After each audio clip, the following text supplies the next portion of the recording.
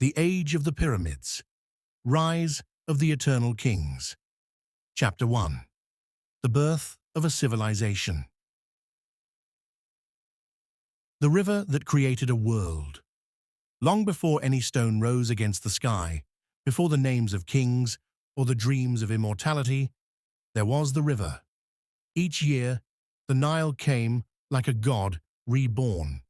The dry lands of Egypt, endless desert and burning sun, waited for that one miraculous season when the brown, heavy water spilled over its banks, coating the valley with a film of black, fertile silt.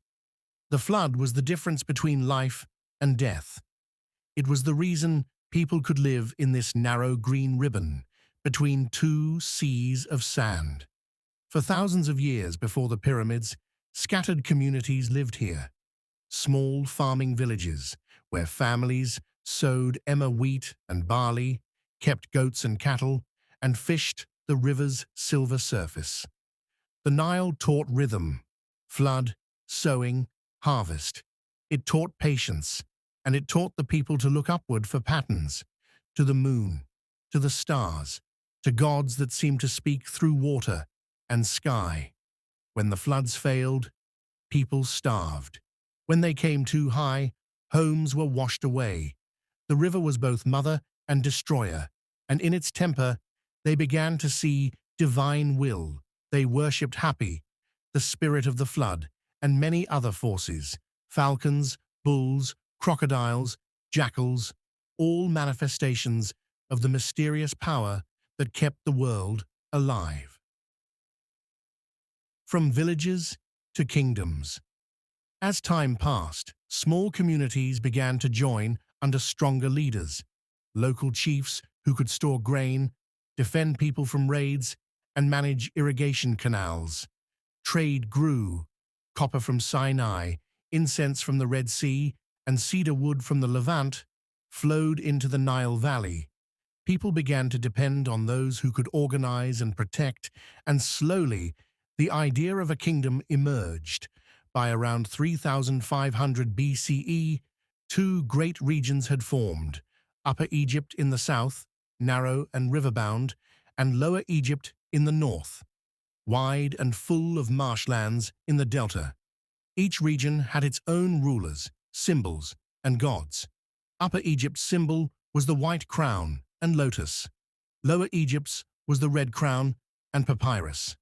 Competition and trade bound them together and set them apart.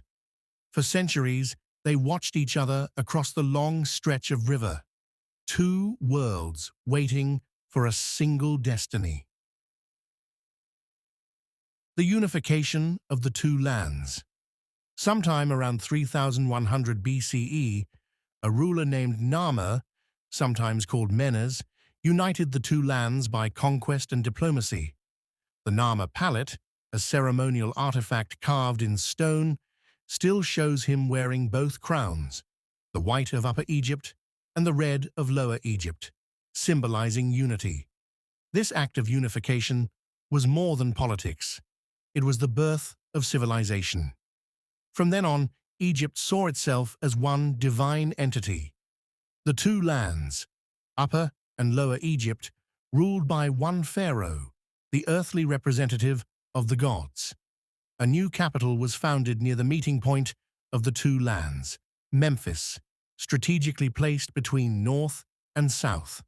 There, kings built palaces, temples, and storerooms filled with grain and trade goods. The early pharaohs developed systems to count harvests, collect taxes, and record offerings. Writing evolved rapidly from simple marks to full hieroglyphic script, an elegant blend of art and communication. In those palace halls for the first time, Egypt became more than scattered farmers. It became a nation with memory. The divine kings. The pharaoh was not merely a man. He was the living embodiment of Horus, the falcon god who ruled the sky. When he died, his spirit merged with Osiris, the god of the afterlife. This belief tied heaven and earth together in one unbroken circle: life, death, and rebirth. The pharaoh's task was to maintain Ma'at. The cosmic order, Ma'at, was truth, justice, harmony. The balance between the chaos of the desert and the life of the valley.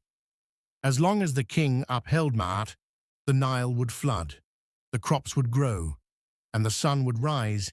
If he failed, chaos, Isfet, would return. The stars would fall, the flood would dry, and the world would crumble. This divine philosophy justified royal power, but also demanded virtue and responsibility. The king was not just a ruler, he was a bridge between the people and the gods.